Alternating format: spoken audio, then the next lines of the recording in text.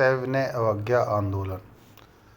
कांग्रेस की कार्यकारिणी को 1929 में लाहौर कांग्रेस में अधिकार दिया गया था कि वे देश में सविनय अवज्ञा सिविल नाफरमानी का आंदोलन छेड़े।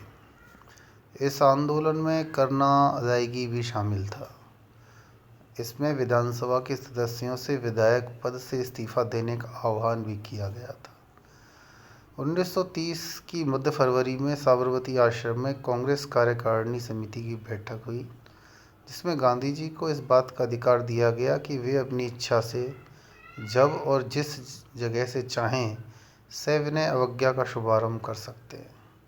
गांधी जी जन आंदोलन के जाने माने विशेषज्ञ थे। वे गंभीरता से जन संघर्ष छेड़ने के लिए प्रभावी तरीका तलाश कर रहे थे। हर प्रकार से न्यूनतम मांगों वाली 31 जनवरी की उनकी चेतावनी भरी मांग को, जिसमें न्यूनतम मांगों का 11 सूत्रीय मांग पत्र प्रवेश किया गया था, लॉर्ड इरविन ने अनदेखा कर दिया था। अब सिर्फ एक ही रास्ता बचा था सविनय अवज्ञा का। फरवरी के अंत में जैसे जैसे गांधी जी ने नमक की बात करनी शुरू की, सत्याग्रह का सूत्र स्पष्ट होने लगा। पानी से पृथक नमक नाम की कोई चीज़ नहीं है, जिस पर कर लगाकर राज्य करोड़ों को भूखे से मार सकती है, बीमार असहाय विकलांगों को पीड़ित कर सकती है। इसलिए यह कर अत्यंत अमानवीय है, अविवेकपूर्ण है, जिसका उपयोग मानवता के विरुद्ध किया जा रहा है। 2 मार्च को गांधी जी ने वायसराय को अपना पत्र लिखा, जिसमें उन्होंने विस्तार से स्पष्ट किया था वे क्यों ब्रिटिश राज को अभिशाप मानते हैं। लगातार शोषण करने वाली व्यवस्था कायम करके इसने असंख्य दीनहीन लोगों को दरिद्र बना दिया है। राजनीतिक रूप से इसके कारण हमारी अवस्था भूदासों की हो गई है। इसने हमारी संस्कृति की चूनें हिला दी हैं। इसके कारण हमारा आध्यात्मिक अधपतन हुआ है। इसके बाद गांधी जी ने अपनी भावी कार्य योजना की सूचना दी थी, जैसा कि उनका विश्वास था कि हर सत्याग्रही को करनी चाहिए। इस महीने की 11 तारीख को मैं अपने आश्रम से कुछ ऐसे सहयोगी को साथ ले सकता हूँ और उनके साथ मैं नमक कानून को तोड़ूंगा। मैं जानता हूँ कि आप मुझे गिरफ्तार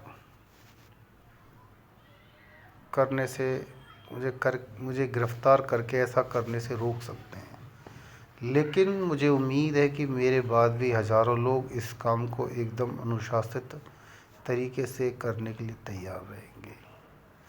नमक कानून को तोड़ने में उनको जो भी सज़ा दी जाएगी भुगतने के लिए तैयार रहेंगे। ऐसा कानून जो कानून की पुस्तक में कलंक जैसा है। यह योजना बहुत समझदारी के साथ बनाई गई थी। यद्यपि शुरू में इसकी घोषणा के समय बहुत कम लोगों ने इसके महत्व को समझा था। गांधी जी को साबरमती आश्रम के अपने 78 अनुयायियों के साथ अहमदाबाद मुख्यालय से गुजरात के गांवों में होते हुए 240 मील की यात्रा करनी थी। उनके इस कार्य के सहयोगियों में भारत के सभी क्षेत्रों और धर्मों के लोग शामिल थे। दांडी में समुद्र के किनारे पहुंचकर गांधी जी को नमक कानून तोड़ना था। ऊपर से हानिरहित दिखने वाला आंदोलन बहुत भयंकर साबित हुआ। भविष्य में होने वाली इसी नाटकीय घटना की उम्मीद में हजारों लोग पहले से ही साबरमती आश्रम एकत्रित होने लगे थे। गांधी जी ने अत्यंत मेहनत से लोगों की एक योजना समझाई, भविष्य की कार्रवाई करने के निर्देश दिए, लोगों को अहिंसा का महत्व समझाया और इस बात के लिए उनको तैयार किया कि सरकार से उन्हें किस बात की उम्मीद करनी चाहिए और किस बात की उम्मीद नहीं करनी चाहिए। जो भी हो, नमक कानून के लिए सिविल नाफरमानी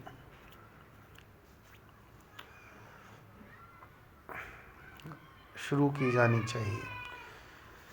शराब और विदेशी कपड़ों की दुकानों के सामने धरना दिया जाना चाहिए। यदि हम लोगों में अपेक्षित शक्ति है तो मैं कर अदा करना अस्वीकार कर सकते हैं। वकील अपनी वकालत बंद कर सकते हैं। आम लोग अपने मुकदमे कचहरी तक न ले जाकर उनका बहिष्कार कर सकते हैं। सरकारी नौकर अपने पदों से इस्तीफा दे सकते हैं। मैं केवल एक शर्त रखता हूँ, स्वराज पाने की सत्य और अहिंसा की हमारी प्रतिज्ञा का ईमानदारी से पालन किया जाना चाहिए। सिविल नाफरमानी की ताकत की व्याख्या करते हुए गांधी जी ने लिखा कि मान लें भारत में 7 लाख गांवों में से हर 10 व्यक्तियों में सत्याग्रह में भाग लेकर कानून तोड़ते हैं। वैसी स्थिति में आपके विचार में सरकार क्या कर सकती है? भयंकर तानाशाह भी आप सोचिए शांतिपूर्ण ढंग से प्रतिरोध करने वाली विशाल जनसेना को तोप की नली से उड़ा सकता है। यदि आप थोड़ा भी इस काम में लग जाएं तो हम आपको पूरा विश्वास दिलाते हैं कि बहुत कम समय में हम सरकार को थका डालेंगे। गांधी जी ने स्पष्ट कर दिया कि किस प्रकार अहिंसा के कारण ज़्यादा से ज़्यादा लोगों की भागीदारी संभव है। इससे सरकार विचित्र असमंजस में फैल जाएगी। 10 मार्च को आश्रम पहुंची जनता की भीड़ को संबोधित करते हुए गांधी जी ने कहा था, यद्यपि लड़ाई 1-2 दिनों में आरंभ होने वाली है, लेकिन कैसे संभव हुआ मैं नहीं समझता कि आपको कोई गोली और बम किससे पहनाता तो ही आप में से कोई भी व्यक्ति यहाँ दिखाई देता। क्यों कि मान लीजिए यदि कल घोषणा करता हूँ कि हिंसक अभियान आरंभ होने जा रहा है, जरूरी नहीं इसमें भागीदार लोग बंदूक से लैस हों, वे लाठी डंडे पत्थरों से भी लैस हो सकते हैं, तो क्या आप सोचते हैं कि सरकार मुझे खुला छोड़ देती? क्या इतिहास में आप ऐसी मिसाल पेश कर सकते हैं, चाहे अमेरिका हो, इंग्लैंड हो अथवा रूस हो, जहाँ की राजसत्ता ने हिंसात्मक विद्रोह को एक दिन के लिए बर्दाश्त किया हो? लेकिन आप यहाँ देखते हैं कि सरकार दुविधा और परेशानी में पड़ गई। अपने समर्पित कार्यकर्ताओं के साथ हाथ में लाठी लेकर गांधी जी ने जब नमक यात्रा शुरू की तो कुछ दृश्य में ऐसा जादू था कि लोगों का मन उद्वेलित हो उठा। गांधी जी के आने पढ़ने का समाचार अखबारों के जरिए देश के कोने कोने में पहुंचने लगा। उनके व्याख्यानों के बारे में हजारों लोगों के द्वारा स्वागत और उनकी यात्रा में उनके साथ हो लेने के विषय में मार्ग में तोरण द्वार बनाकर उस पर झंडे आदि लगाकर उनके प्रति प्यार जताने लगे। जहाँ से गांधी जी गुजरते थे वहाँ सड़कों के किनारे बैठकर चरखा चलाकर उनके प्रति लोग सम्मान जताते थे। गांधी जी के आह्वान पर गुजरात के 300 ग्राम अधिकारियों ने पदों से त्यागपत्र देने की खबरें भी अखबार में प्रकाशित की। समूचे देश को इन गतिविधियों से अवगत कराया। हजारों कांग्रेसी कार्यकर्ताओं ने व्याख्याओं के जरिए जनता के सामने इसकी अत्यंत जीवंत तस्वीर पेश की। जब गांधी जी दांडी पहुंचे तब समूचा देश उत्तेजित होकर आशा भरी नज़रों से देखने लगा था और गांधी जी द्वारा अंतिम निर्देश की प्रतीक्षा करने लगा था। 1930 को 6 अप्रैल के दिन एक मुट्ठी नमक हाथ में लेकर गांधी जी ने सिविल नाफरमानी का आंदोलन का श्री गणेश किया। एक ऐसा आंदोलन था जो राष्ट्रीय आंदोलन के इतिहास में आम जनता की भागीदारी के हिसाब से एक बेमिसाल आंदोलन था।